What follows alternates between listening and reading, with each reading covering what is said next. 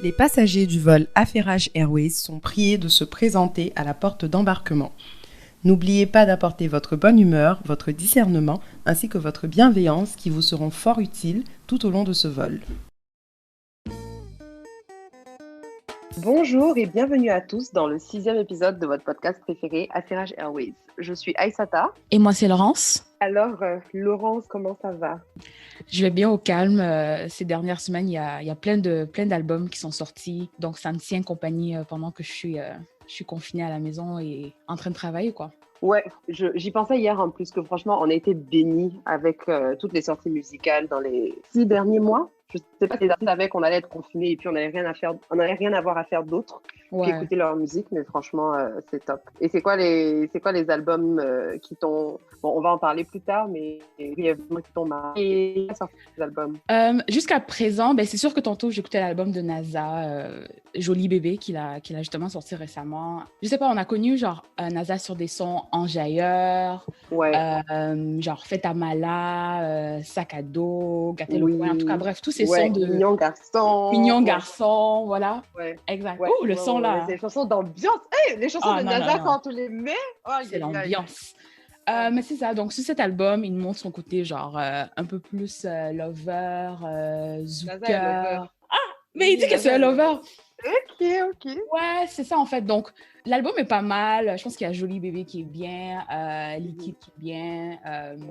Je voulais juste raconter rapidement que à chaque fois qu'on me parle de NASA, j'ai l'image dans ma tête, ou en tout cas l'histoire de mon ami qui était allé à son concert quand il était venu à Montréal, ici il y a quelques années. Et bon, NASA est corpulent et on va dire ventru un peu.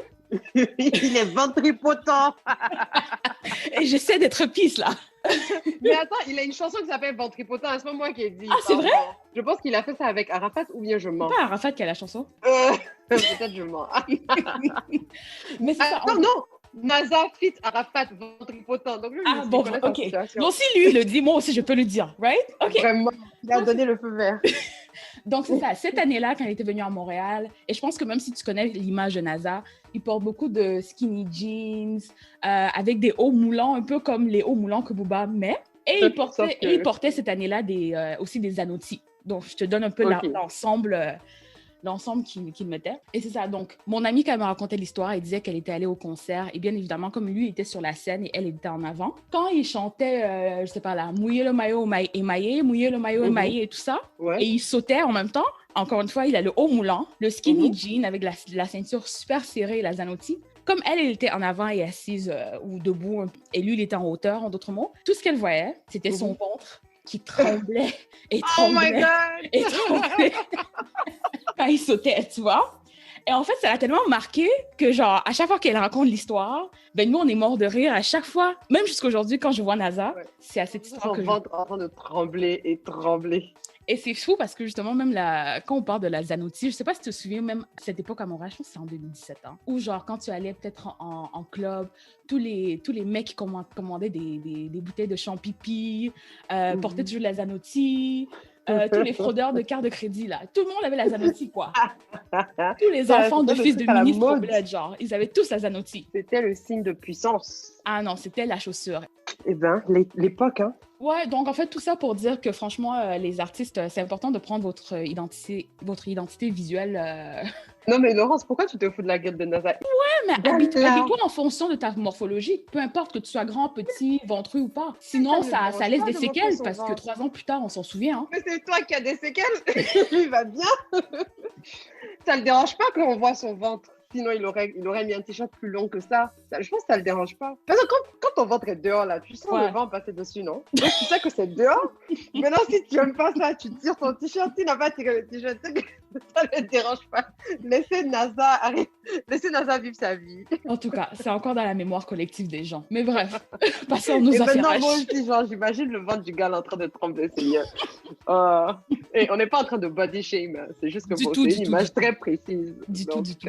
On va passer à l'affairage du jour. Alors, en ce jour, l'affairage a été inspiré plutôt par un film que Laurence et moi avons regardé et que plusieurs personnes même ont regardé sur Netflix. C'est un film nigérian, du Nigeria, qui s'appelle Citation. Donc, le film est sorti récemment.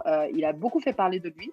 Déjà, même avant qu'il sorte, je pense qu'ils ont beaucoup investi dans leur budget publicitaire et budget de promo parce qu'on a beaucoup entendu parler. Dès que c'est sorti, tout le monde s'est empressé pour le regarder, pour donner beaucoup de commentaires, beaucoup de reviews, etc. Et puis, on s'est dit que bon, on allait aller regarder pour voir sur quoi était basée toute cette hype-là. Donc, ça parle d'une jeune fille qui est à l'université, j'ai oublié son prénom. Et il y a un nouveau prof qui arrive dans son programme. Le prof, un monsieur sénégalais, monsieur Ndiaré.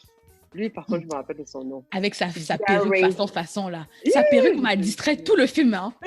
Franchement, comme soyons sérieux. Ndiaré, avec sa perruque, son petit accent francophone, son petit swag. C'était un accent haïtien. Hein. Il voulait nous faire croire qu'il venait de Paris, wesh. Comme, non. Voilà. Et donc, le monsieur, il vient d'arriver dans l'école. Apparemment, c'est un prof de haute renommée qui a étudié à Harvard, qui a gagné des prix, qui a travaillé à l'ONU, etc. Bref, quoi. Je pense qu'il est sorti de la Sorbonne à genre 17 ans. J'étais comme, OK, ouais. Vraiment. Et j'ai dit, mais vous êtes une bande de menteurs. Quelle Sorbonne on sort à 17 ans, s'il vous plaît. Et donc, il arrive et vraiment, c'est le prof impressionnant que tout le monde est honoré d'avoir. Mais en plus de ça, le prof, bon, c'est un mignon monsieur, quoi. Même si ça dépend des goûts de tout un chacun, mais c'est un mignon monsieur qui se Pour un prof, franchement, il était très mignon, malgré la perruque. Hein. Donc, ça allait. Malgré la perruque. Hey, je relève la perruque du gars. Ça m'a trop dérangé. Voilà, ça m'a trop dérangé, mais continuons. Malgré sa perruque, il était mignon. Et donc, ça raconte comment une de ses élèves de son cours, qui est aussi une des plus brillantes du cours, hein, en tout cas, c'est l'impression qu'on a, qui est super intéressée par le sujet du cours, qui est très intellectuellement curieuse, commence à se rapprocher du prof. Et on va entrer dans les détails plus tard. Mais à cause de ce rapprochement-là, on est plus tard mené à une accusation d'agression sexuelle. Parce que rendu là, ce n'est même plus du harcèlement sexuel, c'est accusation d'agression sexuelle. Et pendant tout le film, en fait, c'est le procès dans l'école entre la jeune fille et le professeur.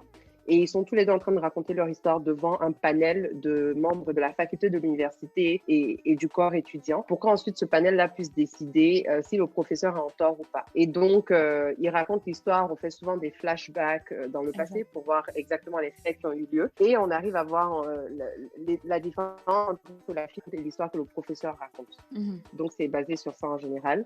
Donc, j'ai envie de dire, le sujet principal quand même de l'histoire, c'est harcèlement sexuel, agression sexuelle dans un contexte éducatif, universitaire. Et avant même de rentrer dans les détails du film, moi, j'ai beaucoup apprécié le sujet parce que je trouve que c'est quelque chose dont on parle beaucoup, mais la manière dont ils l'ont abordé dans le film était très intéressante parce qu'ils ont mis un certain niveau d'ambiguïté. Je trouve que c'est un peu plus nuancé que la manière dont on voit le sujet abordé en général. La dernière fois que j'avais entendu parler de tout ce concept-là, c'était l'année dernière, à peu près à la même période, il y avait BBC Afrique qui avait sorti un documentaire qui s'appelait Sex for Grades. Et Sex for Grades, c'était un documentaire qui avait été réalisé par Kiki Mordi, c'est une journaliste nigériane. Et ce qu'eux, ils avaient fait, c'est que c'était pas de la fiction, là, c'était les vraies choses. Ah non, là. Il n'y avait pas d'ambiguïté, hein. Ah non, là-bas, il y avait pas on le voyait sur caméra carrément, là. Exactement. Et s'il y en a qui ont le temps, allez sur YouTube. Le documentaire est là en entier. Ça s'appelle Sex for Grades. Et là-bas, c'était des jeunes filles. Il y en avait une dans une université au Ghana, une dans une université au Nigeria, qui filmaient leur expérience avec les professeurs qui leur faisaient des avances plutôt poussées, plutôt explicites et qui mettaient mal à l'aise, en fait. Et ça montrait, en fait, le concept dans certains pays francophones, au lieu de dire Sex for Grades, on parle de notes sexuellement transmissibles. Wow. Le concept, en fait, que les hommes, les professeurs, parce que c'est pas forcément que les hommes, on ne parle pas souvent des cas des femmes, les professeurs utilisent leur position de pouvoir pour manipuler leurs élèves à avoir des relations sexuelles avec eux pour leur donner de bonnes notes. Ce qui était aussi marquant dans le documentaire Sex for Grades, c'est qu'à la différence de peut-être l'Occident où on commence généralement à l'université un peu plus tard, par exemple, au Nigeria, au Ghana, c'est facile de commencer l'université à 16 ans, quoi. Mon père me disait tout le temps, j'ai eu mon bac à 16 ans et tout. Donc, tu commences l'université à 16 ans dans un pays où l'âge du consentement est 18 ans. Et tu as des professeurs comme ça qui, justement, se retrouvent à abuser du pouvoir qu'ils ont. Ils sont même fiers, en fait, de dire des choses comme « Ah, je sais que j'ai 50 ans, mais je peux avoir n'importe quelle fille de 17 ans que je veux, quoi. » Comme pour dire que voilà, j'ai ce pouvoir, j'ai cet argent Et sur caméra comme ça, c'est fou parce qu'on le voit clairement, mais tu vas voir que les professeurs qu'on attrapait, ils disaient après au public que non, ce que vous avez vu, c'était pas nécessairement ça, je suis un professionnel, machin, machin. Ouais. C'est comme, on t'a attrapé, frère. On les a attrapés la main dans le sac. Et attends, avant même que j'oublie, je l'ai regardé encore récemment, le documentaire, là, c'est parce que c'est Aïssata qui m'a justement donné un autre devoir. Mais quand je le regardais, ce qui était fou pour moi, c'était que au Ghana, il y avait des étudiantes féminines qui devaient carrément prendre des cours d'autodéfense pour aller à l'école et se défendre, juste au cas où elles faisaient face à ce genre de situation. Pour moi, ça, le campus universitaire est censé être un environnement sécuritaire où on y va pour apprendre ou au moins échanger. Et le fait, en fait, que tu dois même t'inquiéter de ta protection, c'est ridicule, en fait. C'est fou. Et c'est ridicule parce que quand tu y penses, même les filles, elles prennent des cours de self-defense pour les profs, mais il ne faut pas oublier les prédateurs qui sont là parmi les étudiants aussi. Donc finalement, être une femme sur un campus universitaire, dans ce genre de conditions, c'est pas facile. Et quelque chose même que ça me rappelle, c'est que là, on en parle dans un contexte universitaire, mais c'est un phénomène qui est très présent aussi dans un contexte lycéen, si on peut dire ça comme ça. Donc même avant l'université, au lycée, il y a déjà plein de cas comme ça. Moi, j'ai entendu tellement d'histoires de jeunes filles au lycée qui avaient des relations avec les professeurs, qui avaient tout le temps les meilleures notes et ça leur permettait quelquefois d'acheter leur examen et de garantir un certain nombre de notes. Et là où ça devient même encore plus vicieux, quand je repense au documentaire Sex for Grades, c'est que tu as certaines de ces filles-là, au-delà de vouloir des bonnes notes, qui sont contraintes d'accepter les avances des professeurs parce que si elles ne le font pas, ils vont détruire leur vie et leur éducation. Donc, c'est pas une affaire de si je ne couche pas avec le professeur, je n'aurai pas de bonnes notes. Non, c'est une question de si je refuse ce professeur qui a l'habitude d'avoir tout ce qu'il veut, il va s'arranger pour me faire soit rater mon année, me faire avoir une mauvaise note de sorte à ce que je ne puisse pas transférer dans une autre université ou je ne puisse pas aller en classe supérieure avoir mon diplôme, ou il va me faire virer de l'école pour des raisons disciplinaires qu'il va inventer, etc., qui ne vont pas me permettre d'avancer. Et ce sont des personnes qui, en général, n'ont pas d'autre issue et qui tiennent à leur éducation et qui sont obligées de faire ce genre de compromis parce que, en général, si elles essayent de dénoncer, pas aller quelque part. Parce que le système est fait en sorte que la faculté a tendance à protéger les professeurs. Parce que s'il y a ce genre de scandales-là qui vont dans la presse, qui vont dans le public, ça n'est pas une bonne image pour l'université. Donc et souvent aussi, la démarche n'est pas claire. Hein, n'est pas, la démarche, la politique, comment approcher ce genre de problème dans un contexte universitaire, c'est pas clair. Parce que ici, par exemple, il y a aussi des cas comme ça en Occident, hein, tout le temps, surtout des cas de harcèlement. Mais au moins, je dirais que dans la plupart des universités, il y a un travail de sensibilisation qui s'est fait. Et je pense que la démarche est claire, ou en tout cas, la façon de trouver l'information est claire en cas d'harcèlement. Tu sais au moins quoi faire et tu as quand même la paix d'esprit de savoir que si je vis ce genre de situation, je sais par où commencer. Alors que ce n'était pas toujours le cas, en tout cas dans le documentaire Sex for Grades. Oui, non, c'était pas du tout le cas. Et même toute cette conversation sur le fait de dénoncer, là, même me ramène au film. Parce que moi, en regardant le film, la première chose qui m'avait, pas choquée, mais que j'avais appréciée, c'est que pour une fois, on nous racontait l'histoire de quelqu'un qui a dénoncé. On va souvent voir les histoires de gens qui subissent certaines choses, on voit les conséquences et tout. Mais c'était bien de voir quelqu'un qui dénonce et quelqu'un qui accepte de porter ce lourd fardeau. Parce que dénoncer, au-delà de vivre la difficulté psychologique de devoir raconter ton histoire encore et encore, il y a aussi tout le fardeau des gens autour de toi qui commencent à te stigmatiser d'une manière ou d'une autre, du fait que, en tout cas dans ce film-là en particulier, elle avait perdu beaucoup de ses proches pendant cette démarche. Elle était vraiment... il ne lui restait qu'elle-même, elle n'avait personne pour la soutenir. On ne nous montrait jamais son contexte familial, donc on ne sait pas dans quel genre de famille elle était et si elle avait du support en dehors de l'école, mais elle avait perdu tous ses amis, tout le monde la regardait dans l'école. C'était le genre de prof qui avait tellement une bonne image dans l'école que les gens avaient assumé dès le début que c'est elle qui mentait. Donc elle se faisait prendre beaucoup de représailles et rien que ce fardeau en fait psychologique de devoir dénoncer est très lourd. Donc c'était bien de voir quelqu'un dénoncer. Mais quelque chose d'autre que j'avais trouvé intéressant dans le film, je ne sais pas si toi tu avais remarqué ça en particulier, c'est que oui, tu as le fardeau de si tu dénonces, tu as tous les gens qui sont un peu contre toi, etc. Mais de l'autre côté aussi, tu as cette vague de support, des gens qui sont pour la cause féminine, qui veulent qu'on dénonce tous les trucs de harcèlement sexuel, etc. Et bien que ces gens-là viennent avec de bonnes intentions et ont l'air de te donner beaucoup de support, beaucoup de force, dans les interactions que la fille avait avec ces gens-là, tu te rends compte qu'au fond, ces gens-là sont tellement occupés à défendre une cause que souvent ils oublient que pour elles, c'est un problème qui est très personnel et qui a des implications très intenses. Par exemple, l'exemple le plus flagrant, c'était par exemple son avocate. La conseillère juridique que la fille avait dans le film. C'était une dame qui venait d'une association de défense des droits de la femme ou de je ne sais pas trop quoi.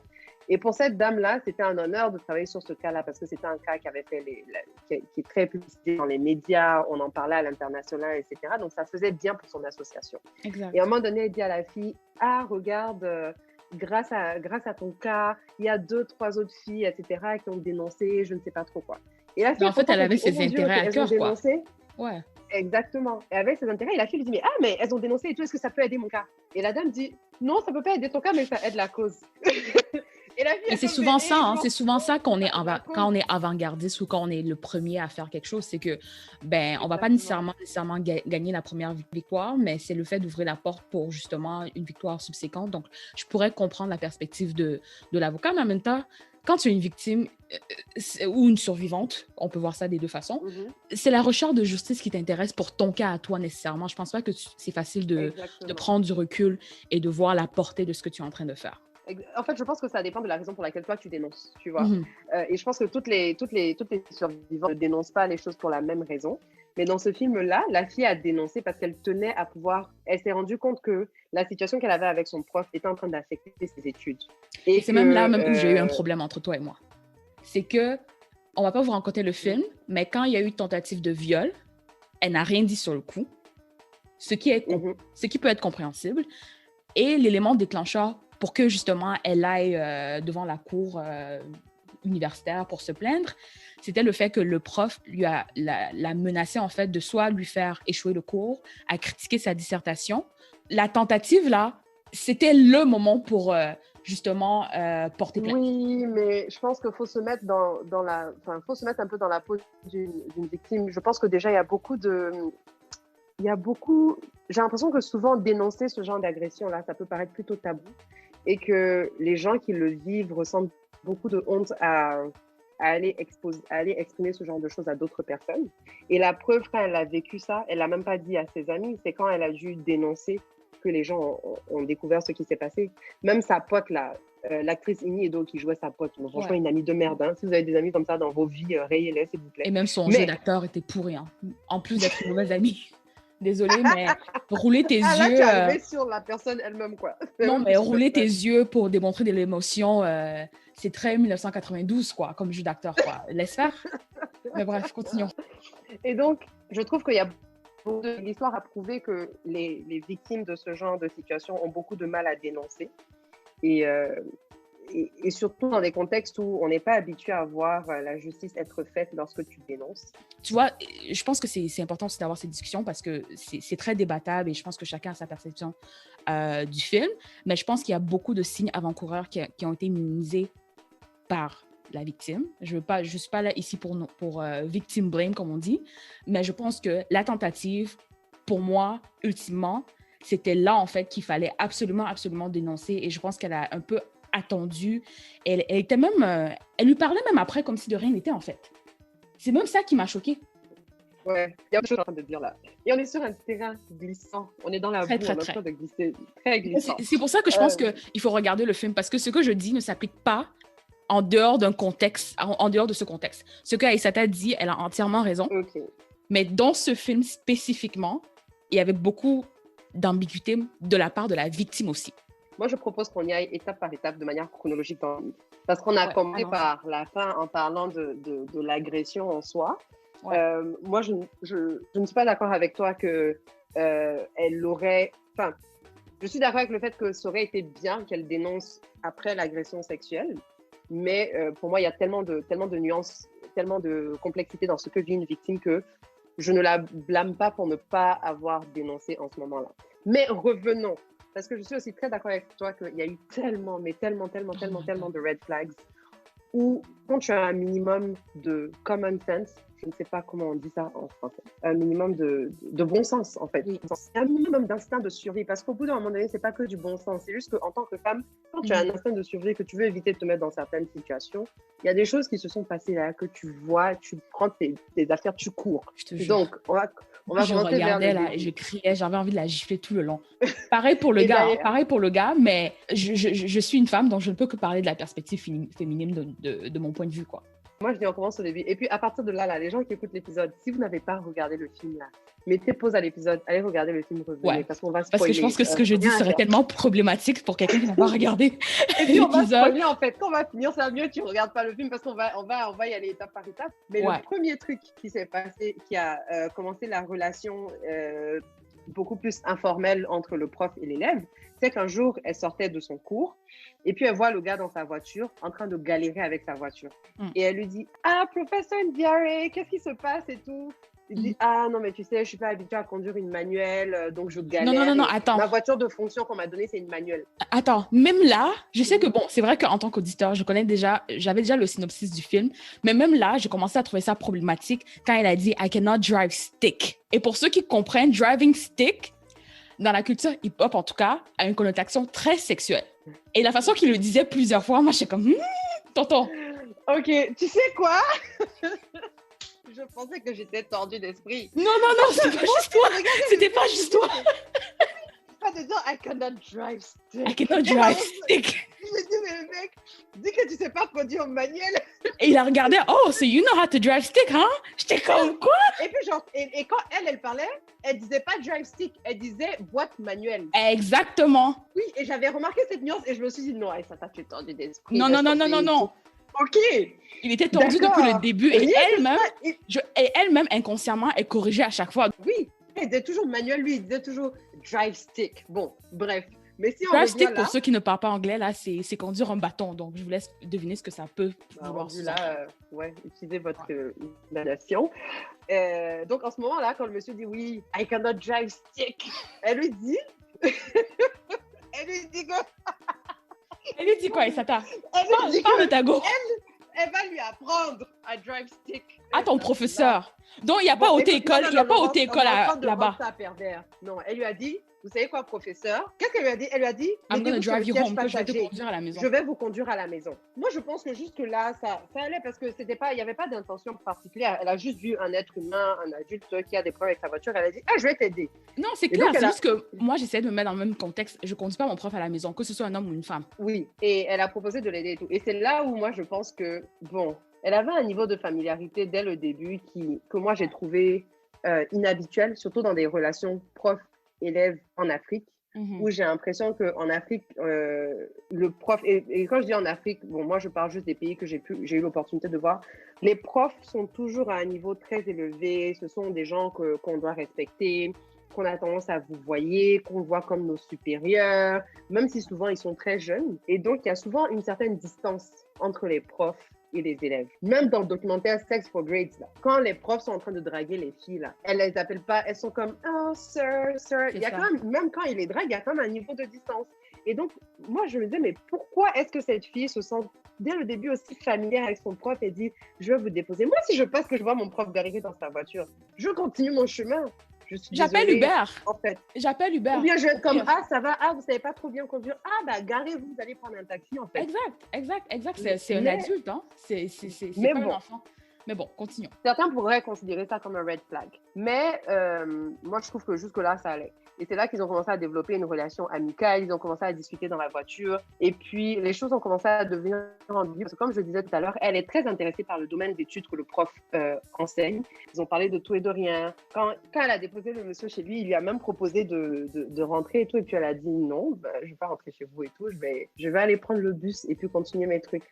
Et puis, par exemple, ça, c'est le premier point. Mais quand il raconte l'histoire dans le procès, le prof, ça, c'est le premier moment où il ment. Et il dit que non, c'est la fille elle-même qui a dit qu'elle allait rentrer et puis il lui a dit non. Et puis elle est partie. Et je pense que tout le long du film, c'est clair qu'il y avait une attirance intellectuelle, qui était purement intellectuelle, en tout cas, du côté de l'étudiante Moremi, justement, c'était son nom. Ouais. c'est le genre d'attirance intellectuelle où, genre, tu peux rester des heures parler avec la C'est ça. personne, tu veux parler avec la personne. Et moi, pour moi, personnellement, c'est le deuxième événement où j'ai froncé un peu les sourcils. C'est pas un red flag, hein, mais ça, à un moment donné, encore une fois, ils sont ensemble dans la voiture parce que finalement, elle finit par lui donner des cours de conduite à la limite. Et puis là, à un moment donné, ils se garent quelque part sur le campus et ils vont se promener dans un cimetière où je sais pas Oui, pourquoi. oui. Je dis, mais vous êtes arrivés à l'école, chacun a qu'à aller de son côté. Pourquoi vous allez juste vous promener dans un cimetière? Tous les deux, pendant que les autres étudiants regardent, incluant son petit ami, si je me trompe pas. Oui, son petit ami avait remarqué. Et même, je sais qu'en général, connaissant la manière dont les rumeurs sont rapides dans nos pays, là, moi, j'aimerais pas qu'on me voit en train de me promener seul comme ça avec mon prof. Moi non plus, moi non plus. Et je pense si que on va se promener, viens, on se promène dans les couloirs. Comme ça, les gens qui vont nous croiser là, ils vont entendre de quoi on parle. exact, Mais pas tout exact. seul dans un coin reculé. Et je pense que même juste après ou juste avant, il lui a posé des questions sur son petit ami. Ça, Voilà. c'est un red flag pour moi. Exactement. Et donc, il lui a posé des questions sur son petit ami et il a posé des questions. Est-ce que c'était le même jour où il a posé des questions sexuelles? Je pense que oui. Puisque c'est la scène où elle sort du bureau, on voit ses sourires. Voilà. Et ça, pour moi, c'était le moment où elle aurait dû comprendre qu'il n'y avait plus d'ambiguïté. Parce que jusque-là, je vois ce que le film veut faire. Il y a quand même un certain niveau d'ambiguïté dans la relation qu'elle a avec son prof. Ils s'entendent tellement bien que peut-être lui, il a pris ça pour un feu vert. C'est à un moment donné, il y a son petit ami qui lui parle, qui lui dit, écoute, je t'ai vu avec le prof la dernière fois, vous êtes sortis de la même voiture et tout, qu'est-ce qui se passe, etc. Moi, je trouve que c'est pas correct, arrêtez. Et elle a dit non, il n'y a rien, c'est juste mon prof, etc. Et son petit ami lui a dit une phrase très spécifique, il lui a dit, fais attention, parce que ces profs-là, ils voient over familiarity as a green light. Donc, si tu es trop familière avec eux, ils vont voir ça comme le feu vert pour se permettre ce qu'ils veulent avec toi. Elle était comme non, non, non, non, non, c'est pas ça, etc. Mais après, justement, voilà, elle était trop naïve. Et donc, justement, la scène dans le bureau, etc., il lui a posé une question super sexuelle sur son petit ami. Je pense que c'était une question de Oli. Est-ce que c'est elle qui commande? Un truc comme ça, là. Ouais, que genre, tu aimes être au contrôle. Est-ce qu'au lit, tu es comme ça? Un truc comme ça. Voilà. Et donc, quand il a posé cette question, je me suis dit, mais qu'est-ce qui se passe là, tabarnak? Ouais. Parce que, attends, mais moi, même dans la vie, là, il y a des gens, même qui sont mes amis, tu me poses cette question, je vais dire, mais tu t'es pris pour qui t'a dit que tu avais ce genre de droit, là, dans mon intimité? À plus forte raison, mon prof. Et là, tu as l'impression qu'elle comprend un peu, elle se lève en mode, ah, écoutez, moi, je vais partir et tout. Sans compter que le cadre, tu sais, il y a une chose entre être hyper familier avec son prof dans un restaurant, mais s'il est dans son bureau, oui, à l'université. Et moi, j'aurais eu peur, parce que dans cette situation, j'aurais eu peur parce que je me serais dit, le gars peut aller boucler la porte et puis maintenant, on est yeux dans yeux et puis voilà, quoi. Il faut... Exact. Et elle se lève pour partir et tout, puis quand elle se lève pour partir, on voit un tout petit peu sa culotte rouge qui est en dessous de son jean. Je pense que c'était rouge. Ou bien j'ai imaginé. Oui, c'était rouge, je me souviens. Rouge. Parce qu'il a dit que là, le rouge est ma couleur préférée. Il lui dit, le rouge est ma couleur préférée. Ma chérie, normalement, tu vois ça, tu te dis que bon, le monsieur, s'il me cherche, mieux, je mets la distance. Et c'est à partir de là où, pour moi, tout ce qui s'est passé après, c'était du n'importe quoi. Parce que, sauf si toi-même, tu veux un peu. Ouais, mais... Ou genre, il te manque 2-3 neurones. Et je me sens méchante de dire ça parce que oui, dans les relations humaines, il y a beaucoup plus de complexité. Mais je trouve que là, il a dit mot pour mot ce qu'il voulait. Et que...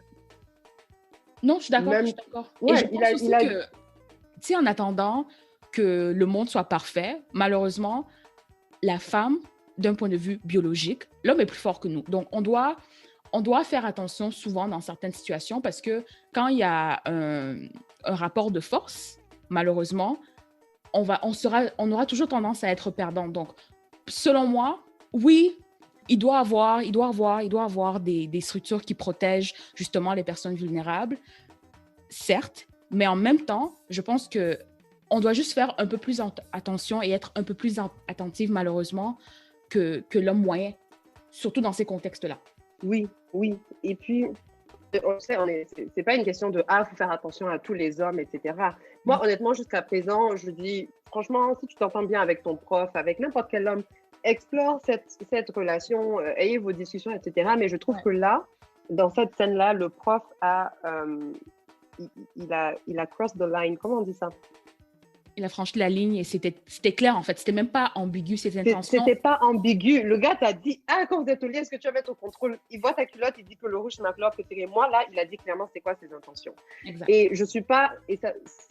pour moi, ça ne veut pas dire que tout ce qui se passe après, elle l'a cherché et puis c'est de sa faute à Non, elle. non, Mais non, je du pense que tout. vraiment, elle aurait dû prendre ça comme la plus grosse alarme qui dit, je vais mettre de la distance entre ce professeur et moi.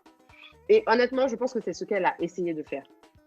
Parce que après ça, elle a mis... Oui, parce qu'elle a mis de la distance entre eux et puis c'est seulement au moment du voyage qu'il y a eu une ambiguïté qui est revenue. Pendant 3 minutes du film, elle a mis de la distance, oui. Mais oui, bon, écoute, oui, si on veut parler en termes de minutes dans le film, oui. En tout cas, Elle a mis de la distance, elle en a parlé à son copain n'était pas d'accord et tout. Et après, son cours organise un voyage. Lago décide que ce serait un voyage, il trouve une dizaine d'étudiants avec ce prof-là, elle veut aller au voyage. Et là, son copain lui dit, mais non, je ne suis pas d'accord que tu ailles dans ce voyage parce que ce gars n'a pas de bonnes intentions. Tu as vu l'incident qui a eu lieu la dernière fois. Et elle, là, je pense que c'est là où elle était peut-être en conflit entre ce qui s'est passé et ses ambitions intellectuelles parce qu'elle, elle se disait, je ne vais pas laisser les mauvais comportements de ce monsieur. Je ne vais pas le laisser gagner et puis je ne vais pas le laisser gâcher mon expérience intellectuelle et universitaire, ce qui est tout à fait valide. D'accord avec Donc, je vais y aller. Et moi, je suis d'accord avec sa pensée. D'accord avec sa pensée. Je n'étais pas d'accord avec la façon qu'elle a approché, en fait. Parce que, encore une fois, pour moi, dans cette situation-là, dans cette scène-là avec son petit ami, il semblait, encore une fois, qu'elle minimisait les actions de ce monsieur et même ce qu'il pourrait faire potentiellement parce que elle a carrément dit à son petit ami que, voilà, c'est pas toi qui paie mes études, donc moi, je vais faire ce que je veux. Je fais ce que je veux. Et moi, je considère que, oui, on peut être indépendant comme on veut, mais quand un homme me parle d'un autre homme, parce que c'est des hommes et ils se connaissent et ils se comprennent, moi, j'ai tendance à essayer de prendre ça au sérieux. Oui, ok, d'accord. Mais tu sais, je pense que le contexte aussi est important parce que c'est son gars qui lui disait ça. Donc, dans sa tête aussi, elle voyait quand même un certain niveau de jalousie. Et de, ok, puisque c'est mon gars et qu'il est jaloux, il va prendre le moindre petit truc et le voir comme quelque chose de plus grand. Puisque son gars, même dès la première fois où il a vu la fille dans la même voiture que le prof, il était déjà pas content. Donc, oui, je comprends même. Non, et je le comprends. Bien sûr. Mais je peux aussi comprendre qu'elle se dise que, ok, lui, il n'est pas 100% objectif dans la manière dont il va me donner des conseils parce qu'il a des intérêts dans cette situation. Donc, il va peut-être exagérer. Donc, je comprends la fille. Je l'ai pas, oui, je comprends cette perspective, mais je ne l'ai pas vu comme ça parce que dans le film, il n'y a pas eu de moment où son petit ami a démontré qu'il était jaloux. Il me semblait plus quelqu'un comme étant un petit ami inquiet. Et en plus, ça, c'est supporté par le fait que sa meilleure amie faisait référence souvent au professeur en disant que, voilà, moi, je suis attirée et il semble être attiré par toi. Donc, non seulement il y avait son petit ami qui lui donnait des indices, que ce prof peut être problématique, mais il y avait aussi sa meilleure amie qui lui disait la même chose. Donc, un gars et une fille qui te disent la même chose, écoute, réveille. Et puis, elle le savait. Elle le savait concernant, elle ignorait en fait. Elle le savait, mais elle a quand même voulu partir dans le voyage. Et puis, on va vous épargner les détails de tout ce qui se passe dans le voyage, mais en gros, au retour du voyage, c'est après le voyage qu'il y a l'incident où, honnêtement, et le pire, tu vois, c'est que la situation dans laquelle elle se retrouve, le moment où, en tout cas, où il agresse physiquement, c'est un moment où il n'aurait pu ne pas avoir tout ce qui s'est passé dans le début du film. Il allait peut-être le faire quand même parce que c'était la seule situation où j'ai envie de dire qu'elle n'avait rien fait pour une fois, où ils avaient organisé un dîner chez le prof avec tous les étudiants, ils étaient tous là-bas. La meuf, elle a eu la chiasse. Bon, c'est pas très cute de dire ça comme ça. Regarde, ça sort comme ça sort, littéralement. Elle était aux toilettes, elle était bloquée aux toilettes. Donc, la fille, elle a eu une petite diarrhée, elle était bloquée aux toilettes. Et le temps qu'elle ressorte des toilettes, quand elle a fini de faire son business, tous les autres étaient partis. Et le monsieur a profité de ce moment-là pour la leurrer, lui sauter dessus, abuser d'elle, etc. Et puis elle a pu lui donner un coup de genou dans les cojones. Et puis elle a fui, elle est partie. Pour moi, ce qui a démontré sa naïveté après la scène du bureau où on voit son string qui déborde par erreur, c'est quand elle était à Dakar et un petit garçon lui a pris la main pour l'amener quelque part qu'elle ne connaissait pas et bête comme elle est, elle a suivi le petit garçon, on la voit courir. Oh, where are you taking me? Where are you taking me? Non mais. Et moi cette scène-là, moi cette scène ne compte pas dans le film. Pourquoi? Parce qu'au-delà de montrer sa naïveté, c'est pas probable en fait. Que tu sois là dans la street à Gorée et qu'un petit garçon de nulle part vienne te prendre la main et te fasse courir et tout. Pour moi, c'est pas probable. Ben, je sais qu'à Dakar, quand on était allé je pense que c'était à Soumbédioune, les vendeuses, là, ils peuvent te prendre la main pour t'amener Oui, pour aller à leur dans le stand. magasin. Oui. C'est ça. C'est ça. Donc, je pense que l'aspect de prendre la main, pour moi, c'était même pas ça le problématique. C'est qui était problématique. Ils ont couru pendant 10 minutes, quoi, pour arriver quelque part. Et toi, tu le suis bêtement. Tu ne t'assures pas que voilà. Tu te demandes même pas comment je vais retrouver les autres après. C'est ça. C'est ça. Et en plus de ça, même parlant de Dakar, quand, vu que toi aussi, tu reviens de Dakar, mais dans le film, en fait, le film est très panafricain. Donc, on voit, il y a des scènes. Il y a du portugais qui est représenté, quoique ça fait partie de notre passé colonial, là, français, anglais, yoruba et tout. Du yoruba, j'ai apprécié ça. Oui, c'est ça. Mais ce que je voulais mentionner, c'est que quand je suis allée à Dakar pour la première fois, je pensais que mon voyage, tu vois, j'étais trop hipster. Je suis allée dans des coins que personne connaissait. Mais en fait, le film a fait exactement le même parcours. Et j'ai l'impression que c'est le partout mainstream, quoi. Genre, aller à la, c'est quoi, la place, la statue de la Renaissance? Comment ça s'appelle? Oui, le monument de la Renaissance. C'est ça, aller au monument de la Renaissance, aller sur Gorée, courir un peu, regarder la vue, mais c'était trop stéréotypique. C'est le Dakar de base. C'est le Dakar de tout le monde, quoi. Le car rapide, les Dakarois qui font le sport à la plage, mais c'était exactement ça que j'ai eu à Dakar. Ouais. Moi, j'ai bien aimé. Je me suis dit, ils ont montré une vision très accurate de ce que moi aussi j'avais vu quand j'étais allée à Dakar. Oh là là, Morimi ou bien Orumi ou bien Morema, je ne me rappelle même pas de son nom. Elle nous a mélangé. Moremi. Et en tout cas, je pense que toute la discussion qu'on est en train d'avoir, où on est en train d'essayer de décortiquer ce qui s'est passé entre Moremi, le professeur, etc., je pense que moi, ça fait partie de ce que j'ai le plus apprécié dans le film, parce que c'était pas straightforward. C'était pas une affaire de « Ah, il est venu sortir de nulle part, il lui a sauté dessus, et puis bon, c'est clair, c'est une agression. » Enfin, là, c'était clair que c'était une agression sexuelle, mais l'ambiguïté qu'il y avait dans leur relation, là. Mais attends, ma chérie, pause. Non, pause. Tu as oublié une scène très importante. Quand ils sont sur la plage, à Dakar. Attends! Non, ils sont sur la plage. Donc, ils sont en train de danser. Déjà, le prof essaie de grinder avec elle ou elle essaie de grinder avec le prof. Non. Mais en tout cas, laisse-moi... Et après ça, ils sont en train de parler. Elle sortait du téléphone et elle venait de casser avec son petit ami. Et elle raconte ça au prof calmement. Et je pense que le prof lui touche l'épaule et essaie de l'embrasser. Ça, encore une fois, pour moi, c'était comme le red flag ultime parce que là, tu es hors du pays, tu es loin des autres étudiants, tu t'es retiré des autres étudiants pour discuter de ton petit ami avec ton professeur. Il essaie de t'embrasser. Ok, bon, faut pas le dire comme ça. Elle ne s'est pas retirée pour discuter avec son professeur. Elle était déjà sur le côté parce qu'elle était au téléphone. Il est venu la retrouver. Bon, il l'a rejoint, c'est vrai. Et puis, il lui a posé, elle était clairement presque en train de pleurer et tout. Donc, il lui a demandé qu'est-ce qui se passe. Et puis, elle a juste dit, j'ai cassé avec mon gars. Voilà. Genre là, mais c'est juste qu'il a, comme tu dis, il a essayé de l'embrasser. Et le fait que, et moi, ce qui m'a dérangé peut-être avec ça, c'est que quand il essaie de l'embrasser, elle a repoussé. Normal. Ouais. Après, le voyage s'est continué, ils sont rentrés au Nigeria. Mais après, il est venu lui parler de cet incident et elle a décidé de lui pardonner comme ça. Ouais. C'était une discussion qui a duré 3 minutes devant une autre élève où elle et le prof, ils parlaient en français parce que oui, Moremi parle français. La discussion a duré à peine 3 minutes en mode je préfère qu'on oublie ce qui s'est passé, etc. Et elle est comme OK. Et puis, on passe à autre chose. Alors que là, c'est quand même la deuxième fois que le prof a fait quelque chose qui n'est pas ambigu, en fait. Et pour moi, c'était même absolument inacceptable. Pour moi, c'était une petite occasion. Bon, je ne connais pas trop la relation qu'elle avait, mais dans le film, son amie a été présentée comme presque sa meilleure amie. Et elle n'a rien dit à sa meilleure amie. Quoique exactement. Parce que ça peut être traumatisant de vivre. Je pense et au-delà de ça, la meilleure amie était fan du prof. Donc, je pense qu'elle s'est dit, si je dis ça à la fille, elle va croire que c'est moi qui l'ai cherché, etc. Ouais, blablabla.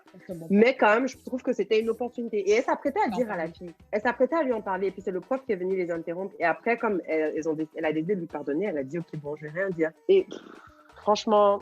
beaucoup d'ambiguïté, beaucoup de zones floues. Et je pense que ça reflète bien quelquefois la réalité de certaines situations, en fait, où les relations entre les êtres humains, tu as beaucoup de ces choses-là qui sont floues, qui sont ambiguës, surtout, pas que dans le contexte à l'université, mais aussi dans le contexte, dans le monde du travail.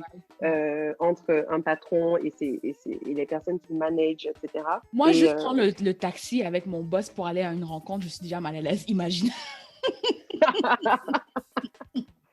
Mais ça, je pense, Ça dépend des contextes. Moi, au début, je me rappelle au début, j'étais super mal à l'aise avec mes managers et tout. Mais comme je travaille dans une soi-disant start-up, on est très relax. Et donc, les premières fois où j'ai dû faire la fête avec mes managers, j'ai dit, mais qu'est-ce qui se passe et tout. Mais là, avec le temps, je suis à l'aise avec ce genre de choses. Donc, je peux comprendre qu'il y a des zones floues. Et la question, c'est comment est-ce qu'on navigue ces zones floues-là en général? Ouais, parce mais que dans le moi, cas en fait, du film... mais ce que je veux dire, c'est que je pense pas qu'il y a nécessairement lieu d'être mal à l'aise quand tu es dans un endroit public avec quelqu'un qui a un pouvoir sur toi. Comme par exemple, même une fête de Noël, même si tout le monde se saoule, ben, pour moi, c'est quand même correct parce qu'il y a des gens autour. Moi, les seuls moments de malaise, c'est vraiment quand vous êtes juste vous deux en intimité, en dehors d'un certain cadre, ou même dans un certain cadre où on te fait des avances. Et je pense que c'est là où, dans le film, il n'y a pas d'ambiguïté pour moi. Parce qu'ils ont eu plein de moments qui étaient considérés comme intimes, qui n'ont pas été flagués ou été jugés problématiques par la survivante ou par Maurini. Maintenant, je pense que tout le long, quand on parle, on a l'impression qu'on ne parle que de Maurini. Mais le professeur était problématique à la base. Ah non, mais le professeur, je pense faut qu'on en parle quand même autant. C'est clair, il faut qu'on en parle autant, parce que c'est vrai. Le professeur, c'était un pervers narcissique, sociopathe, manipulateur, sociopathe, tout ce que tu veux, menteur, pendant tout le procès, chaque étape. Mais c'est-à-dire que la manière dont il ment avec facilité, en racontant les faits, tu sens que chaque fois qu'il y avait quelque chose qui se passait, avant de faire quelque chose, il se disait, avant que je le fasse, laisse-moi voir comment je peux tourner ça contre elle s'il y a des problèmes dans le futur. Parce qu'il avait un mensonge qui était très cohérent et très crédible pour chacune des parties. Et il mentait sans problème. Et il n'avait aucune difficulté à se dire qu'il gâchait la vie de quelqu'un en le faisant. Et là où on voit le degré de manipulation du professeur, c'est que vers la fin du film, on apprend que son I can't drive stick, là, c'était un mensonge. Il savait conduire une voiture manuelle. C'est juste que quand il a vu, il a fait comme s'il ne savait pas conduire pour attirer son attention et puis essayer de créer des liens avec elle. Donc, le professeur avait beaucoup de problèmes. Et puis, à la fin du film, je pense que la fin du film aussi, c'était bien là, c'était mignon, c'était cute. Elle a gagné. Bon, elle a gagné, mais on voit aussi que ce n'était pas sa première fois, justement. Et je pense que ça a facilité de mentir. C'est comme toute compétence, en fait, ça se développe avec le temps. Donc, quand tu vois quelqu'un qui est déjà établi dans sa façon de mentir comme ça, c'est qu'il a appris quelque part ou bien il a eu l'opportunité de pratiquer cette compétence, quoi. Et on remarque justement dans le film que, voilà, le professeur avait déjà enceinté une autre étudiante par le passé qui s'est même suicidée. Dans un même spot. Et ça même, j'ai trouvé ça traumatisant. C'est exactement là où il avait amené Maurini pour la draguer. Et pour lui dire, j'adore la vue ici. J'ai dit, le monsieur là, mais c'est fou! Le feu dans lequel il va brûler, mais c'est pas possible. Non, et c'est là où je me suis dit, malade. Et en tout cas, bon, on vous a spoilé tout le film. Est-ce que tu avais une scène préférée? Parce que moi, j'en avais une. Une scène préférée. Moi, je pense que j'ai beaucoup aimé au Cap-Vert. Quand ils étaient au Cap-Vert, ils dansaient tous là. Moi, j'aimais la vibe. Même si j'ai trouvé ça très indécent que Maurini grind un peu sur son professeur, petite parenthèse. Genre, j'aimais beaucoup cette scène-là, cette vibe, ce sentiment de bonheur, la plage, etc. Toi, c'est quoi ta scène préférée?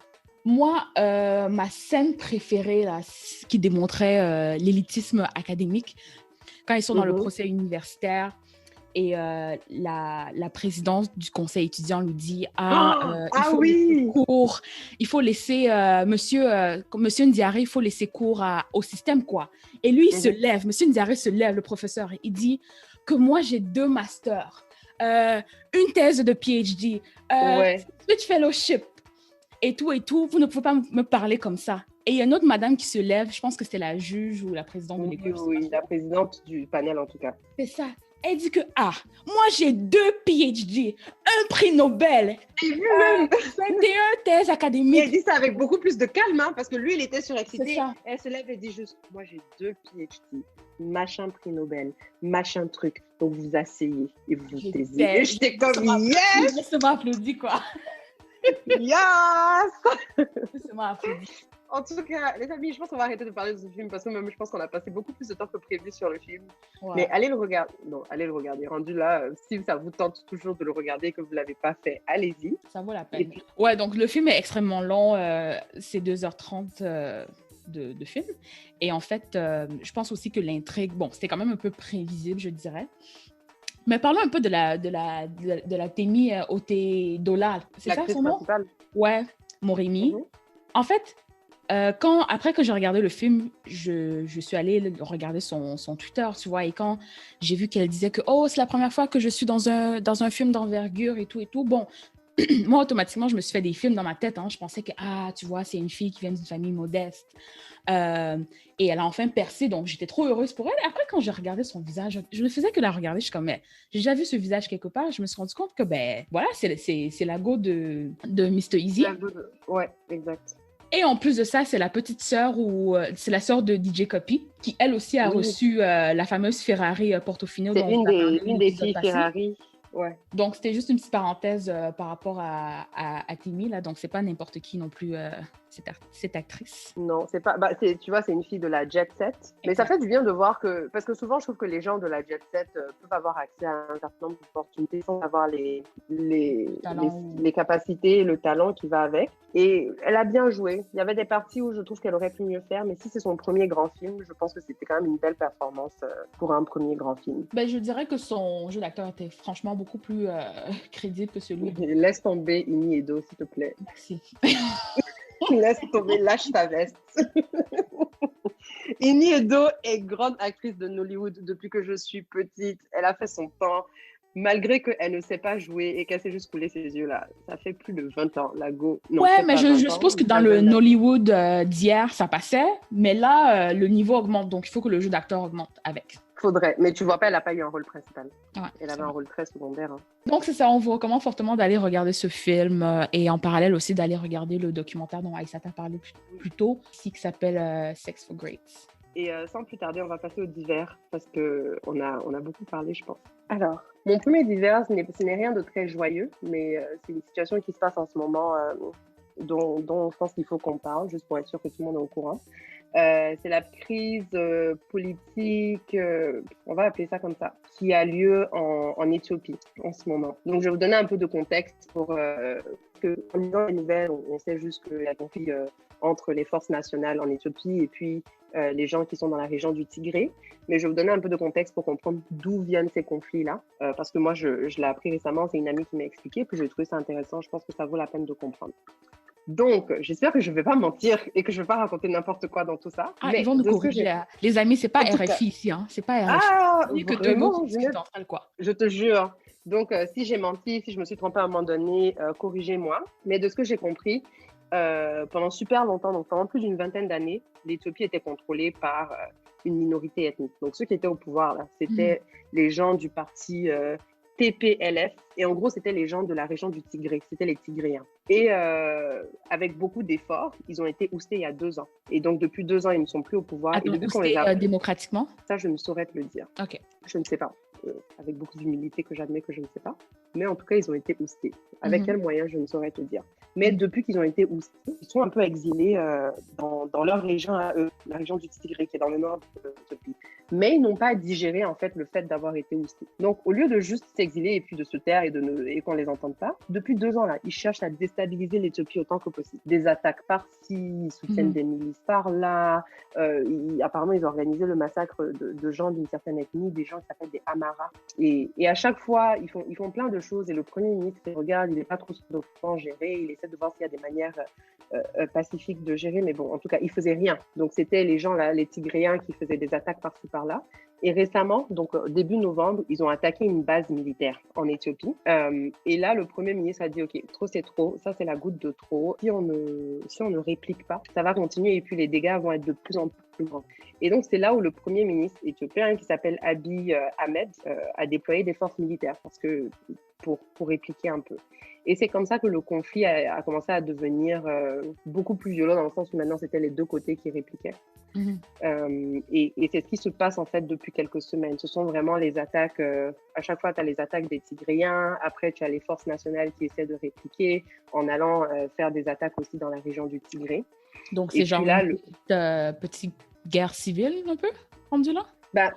C'est quand tu lis les nouvelles, les gens disent « Ah, l'Éthiopie est au bord de la guerre civile » parce qu'on ne sait pas quelle ampleur ça va prendre. C'est en plein développement. Et là où ça devient même inquiétant, c'est que les conflits commencent à déborder sur l'Érythrée. parce que récemment, des tirs dans le Tigré qui sont quittés, il y a eu des tirs qui ont quitté dans la région du Tigré dans le nord et qui sont arrivés en Érythrée.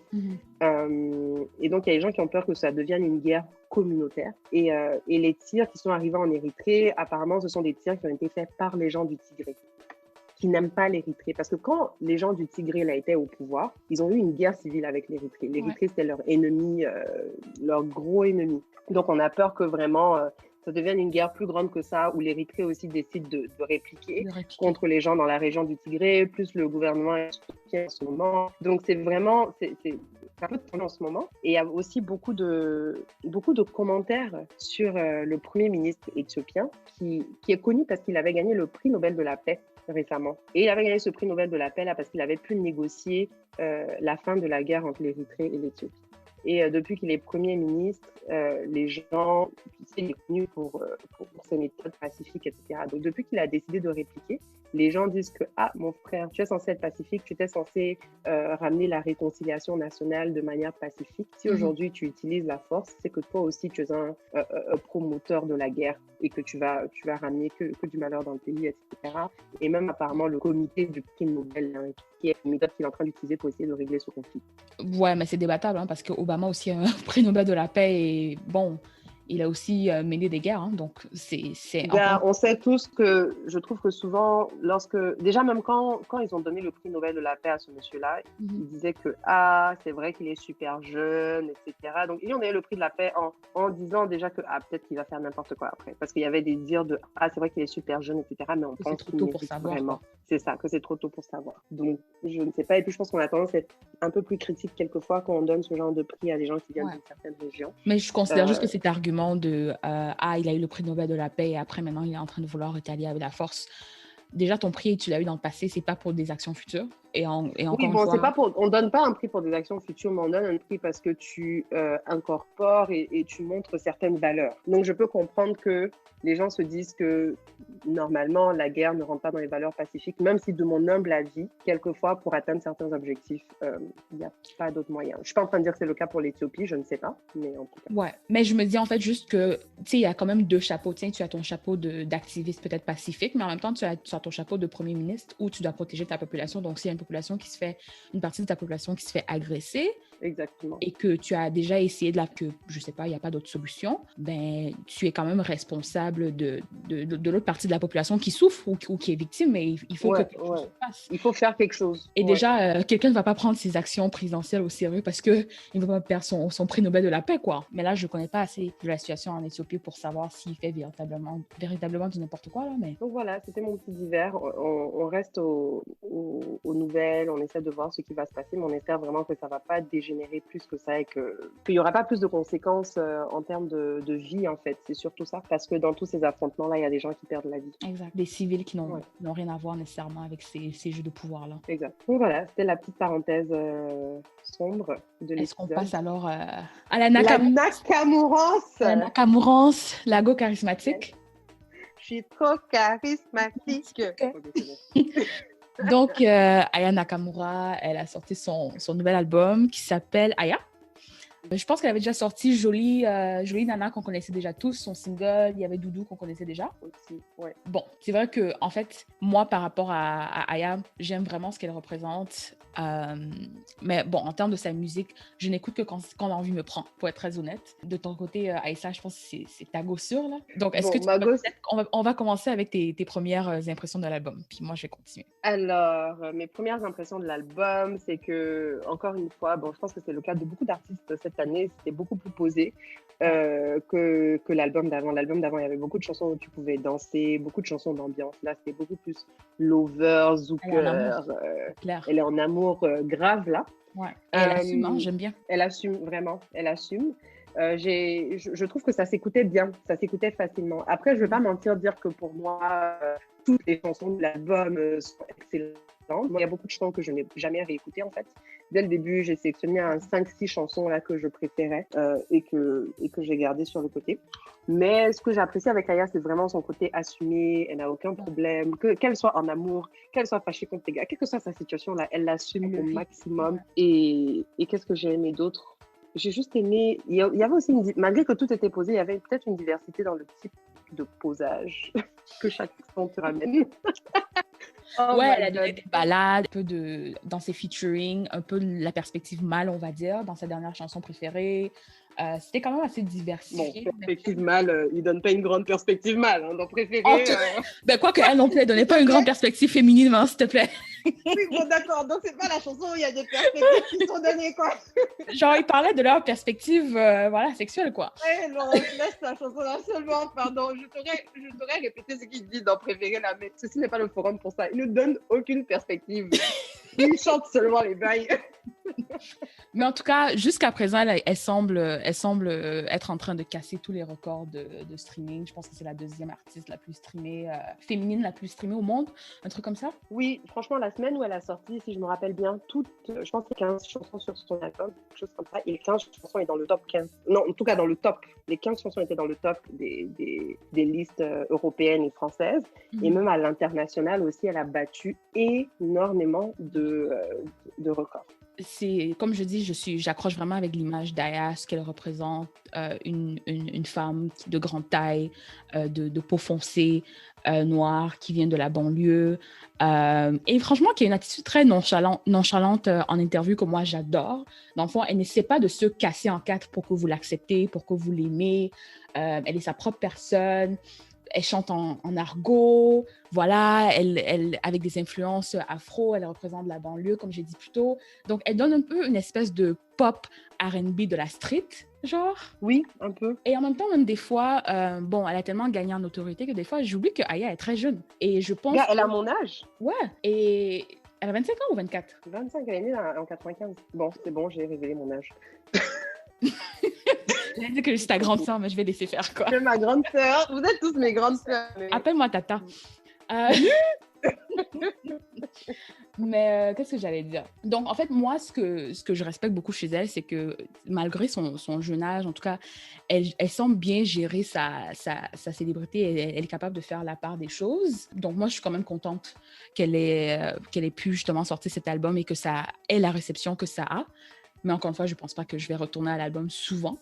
Doudou, pour moi, c'était mon son. J'ai aimé de ouf. Et je pense que c'est pour ça que c'était un single. C'est un bon son. Jolie Nana aussi. Ouais. Et aussi, je pense que le son... c'est quoi, Chop? Je pense que c'était Chop. Ouais, je pense que ça a le potentiel d'être son prochain single. C'est pas mon préféré, mais ça sonne comme un single. Ouais. Et moi, j'avais aimé... Ça sonne comme un single. Je trouve que l'autre chanson, Hot, aussi, peut être un très bon single. Moi, j'avais beaucoup aimé celle-là. Ah oui, il y avait Hot, Ça blesse, que j'ai bien aimé. Et Love de toi, Love de moi, je me souviens plus du titre. Elle fait partie de celle que j'ai pas enregistrée, je pense. Donc, je sais pas. Mais Ça blesse et Hot est préféré. Son Nirvana aussi.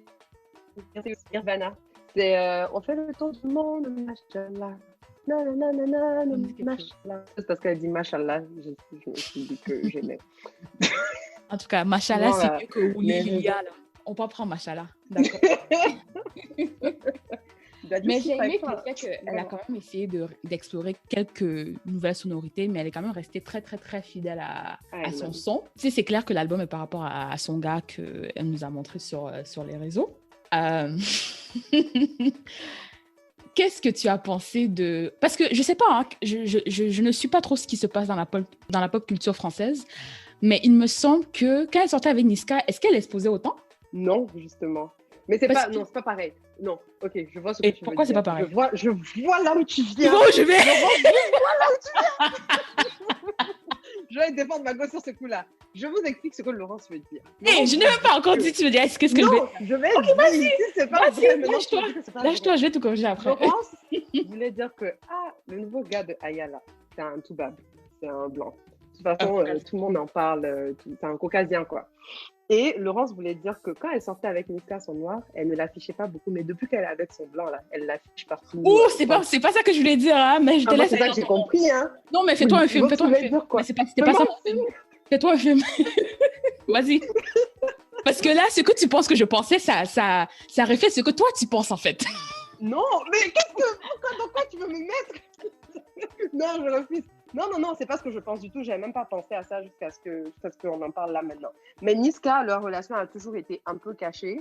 parce que de l'impression que j'ai, c'est que sa relation avec Niska était très problématique. Il y avait même eu des rumeurs du fait que Niska la battait, etc. Ouais. Donc, s'ils avaient ce genre de relation-là, je peux comprendre qu'elles ne veulent pas officialiser ça publiquement. Niska, apparemment, il l'a frappé. Donc, je peux comprendre qu'elle n'affiche pas cette relation-là. Maintenant, la relation avec son blanc, il a un nom d'ailleurs, je sais plus, Julien, je sais pas quoi, là, c'est son producteur. Ouais. Au début, elle affichait pas. Hein. Au début, elle montrait son épaule. Elle avait des photos qu'elle mettait sur les réseaux, là. Tu la vois coucher sur l'épaule du blanc. Tu vois un peu les parties de son corps. Et tu sais juste que la go a trouvé son blanc, quoi. Elle nous a laissé à trouver son blanc. En tout cas, le gars est choco. Même s'il est vanille, il est choco, quoi. Et donc là, je pense que récemment, elle a mis une photo de gens ensemble, en train de s'embrasser et tout. Ouais. C'est plutôt officiel. Et si elle vit réellement le genre de love qu'elle a chanté dans l'album, là, je peux comprendre qu'elle l'affiche. Parce que ça a l'air d'être le genre. Son nom est Julien. Il s'appelle Vladimir. C'était même pas proche en vrai. Oh waouh! C'est comme... Oh, on doit garder ça. C'est trop drôle. D'une noix qui disent Fatoumata là. Désolée. Je pensais vraiment que c'était un Julien. Oh, c'est Vladimir. Oui, continue. Oh, Vladimir, c'est loin de Julien quand même. On va l'appeler Vlad. Vlad. Donc, si l'amour qu'elle a pour Vlad est tel qu'elle le chante, voilà, et affiche-le, ma chérie. Moi, j'ai un amour comme ça, je l'affiche. Donc, du coup, j'ai pas l'impression que c'est un rapport avec la couleur. Oh non, c'est même pas ça que j'allais dire en fait. Ce que moi j'allais dire, c'est que la relation semble sincère, mais de toute façon, c'est sa vie, elle gère ça comme elle veut. Puis je pense que c'est une partie des combats qu'on essaie de pousser, c'est que voilà, il faut laisser les femmes et les femmes noires vivre leur vie comme elles l'entendent. C'est pas ça que j'allais dire. J'allais dire que la relation peut être sincère, mais en parallèle, aider à la rendre encore plus mainstream qu'elle est. Parce que je pense que jusqu'à présent, Aya, par rapport à ses détracteurs, on allait dire, ah, tu vois, c'est la Madonna des banlieues. Je pense qu'on l'a même déjà caractérisée comme ça, qu'elle chante pour la street, quoi. Et là, en fait, je pense que le fait qu'elle sort avec son producteur, elle s'affiche pour le français qui ne connaît pas les aléas de l'industrie de la musique, ça peut peut-être aider à rendre son image un peu plus mainstream. Maintenant, je ne pense pas que c'est ça qu'elle recherche, mais quand je compare le combo Aya et Niska qui est Bendo na Bendo, le mec de la street. La racaille, quoi. Yo, maintenant que je dis ça, même, je me rends compte que j'ai pas cancel Niska. Hein. Tu vois, on n'a pas cancel Niska. Hein. On a écouté vite fait, on a dit, ouais, mais est-ce que c'est vraiment vrai? Est-ce que c'est vraiment vrai? Bon, c'est pas grave, criminel. Non, mais là, on chante ces chansons-là. Bon, j'ai pas trop suivi cette histoire et je sais pas si ça avait été démenti ou elle-même, elle avait, si je me rappelle bien, elle avait démenti, mais ça, c'était pas clair, quoi. Mais apparemment, elle avait démenti. Donc, c'était très, très flou. Bon, en tout cas, moi, je voulais juste dire que peut-être aussi, en parallèle, le fait qu'elle sort avec son producteur et même son image à elle, on dirait qu'elle est en train de vouloir nettoyer pour genre, elle semble plus classe. Je sais pas si c'est une image qui vient avec l'argent naturellement ou c'est une direction consciente qu'elle prend, mais genre, elle est magnifique, ben, elle est toujours belle avant, là, mais je sais pas, je trouve que dans son allure... Oui, je pense que son image est beaucoup plus polie, mais ça, j'ai l'impression que c'est un exercice qui a été en cours depuis son dernier album. Depuis l'album Nakamurance jusqu'à maintenant, on voit une progression claire entre la Aya qui chantait Comportement, bah ouais, et Aya qui a chanté Jaja et puis la Aya qui a chanté Jolie Nana. J'ai l'impression qu'ils ont vraiment travaillé son image, même ses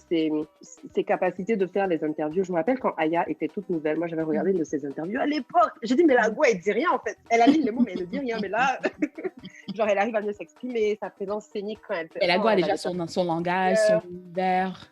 Exactement. Donc, je pense que c'est un travail conscient qu'ils font avec le temps parce qu'ils se rendent compte aussi qu'elle devient de plus en plus internationale. Exact. Donc, elle a eu un poster sur Times Square que moi, franchement, ça m'a fait chaud au cœur. Je me suis dit, yo, c'est une artiste ouest-africaine, noire foncée de peau, malienne, qui ne se conforme à aucune norme, qui chante en français, qui a un panneau sur Times Square, les gars. Genre, c'est énorme. C'est énorme. Mais pour ce genre de public, et puis même, il y avait des médias anglophones qui, dès que l'album est sorti, qui reprenaient, qui ont dit, vous n'avez pas besoin de parler français, l'album est top. Mais je pense aussi que son équipe fait un bon travail. Mais je me disais en fait que, pour retourner à ce que je voulais dire, c'est que moi, je me dis que quand elle expose comme ça, et c'est pour ça que je voulais faire le comparatif avec Niska, c'est pas pour dire que c'est un blanc ou un noir, c'est juste pour me dire, est-ce qu'elle expose aussi pour... Voilà, que ça fait partie de sa nouvelle image, quoi. C'est plus comme ça que moi, je le voyais aussi, mais de ce qu'on semble voir d'elle elle jusqu'à présent. Elle semble vivre sa vie, puis elle expose ce qu'elle veut, quoi. Puis c'est son droit. Ouais, moi je vais être naïve sur ce coup-là. Je vais juste dire qu'ils sont in love et puis elle expose parce qu'ils sont in love. Je refuse de croire que ma go Aya va exposer ce gars-là pour que lui puisse la légitimiser. Elle n'a pas besoin de. Pas pour la légitimiser, non. C'est pas pour la légitimiser, c'est pour étendre. Non, pas la légitimiser. Elle est déjà légitime, plus que légitime même. Donc pourquoi? Pour étendre la portée qu'elle a, pour toucher un nouveau. Quand Kim sort avec épouse Kanye, c'est par amour, mais ça. Mais elle a besoin de Kanye. Kim a besoin de Kanye. Mais ce que je veux dire, c'est que forcément, par association, qu'elle le veuille ou pas, ça étend sa portée, c'est tout. C'est pas pour dire qu'elle sort avec nous juste pour étendre sa portée. C'est juste forcément, ça le fait. Franchement, j'ai hâte de la voir sur scène. Parce qu'en interview, quand elle chante, là, on dirait qu'elle serait bonne. Ouais, elle est bonne en live. La go, elle fait des acapellas comme ça. Sans problème.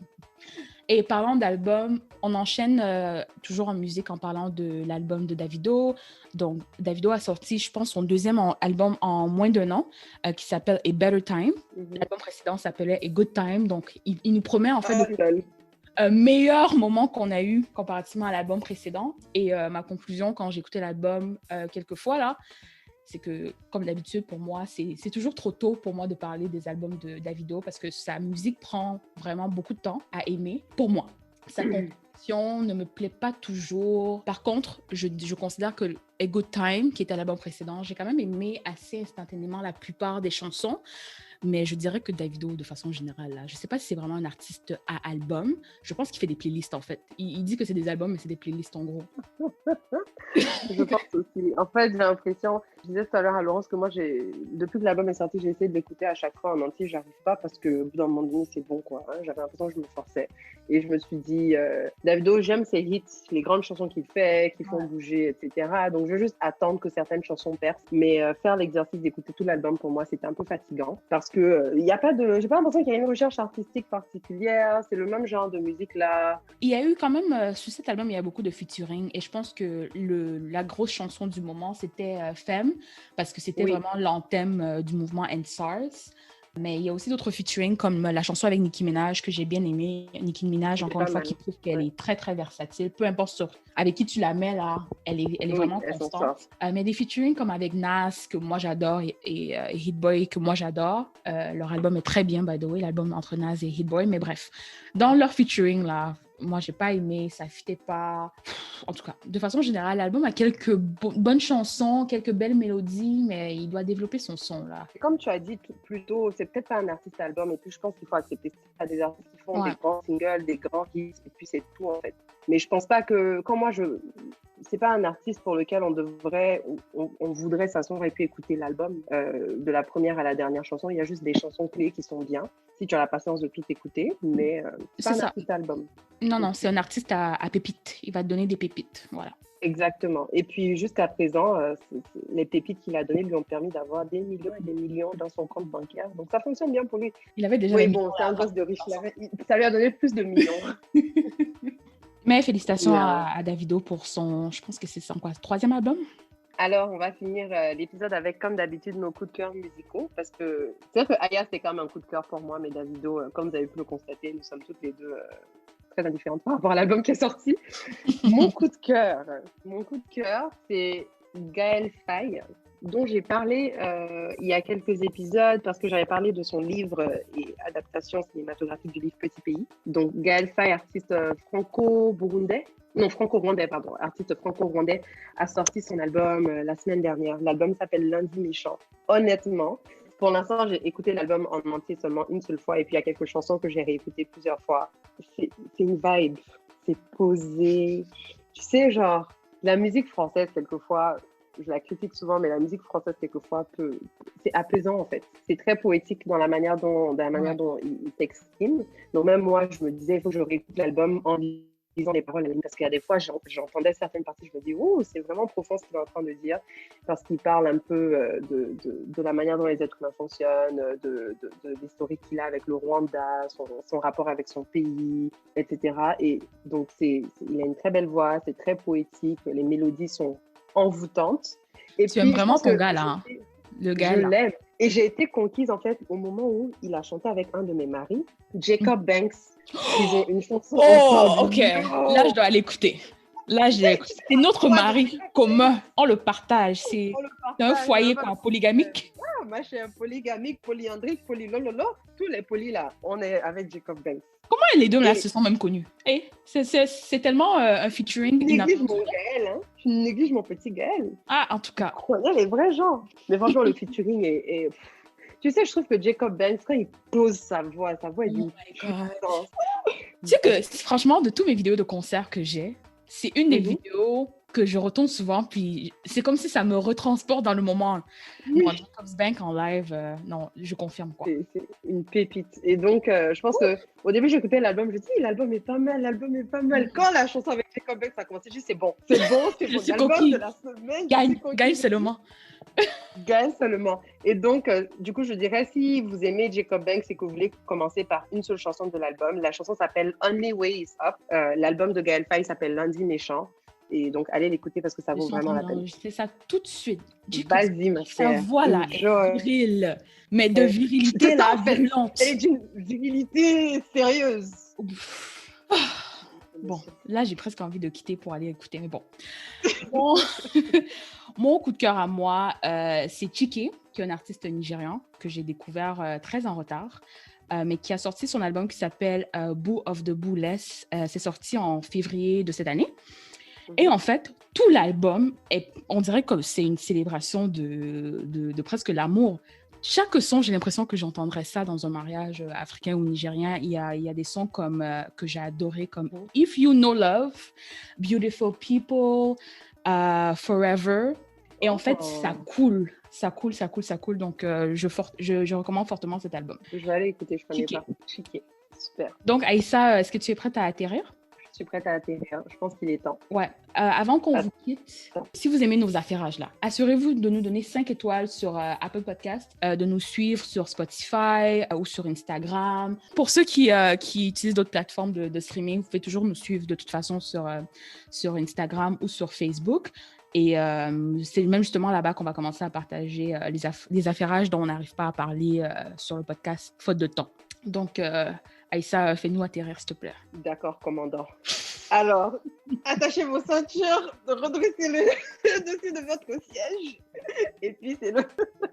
Les gars, on atterrit seulement. Et puis quoi? Là, c'est bon. On a atterri, c'est bon. Oh, c'est pilote bon, Gaou, ouais. Oh, pilote Gaou, wesh, on a atterri.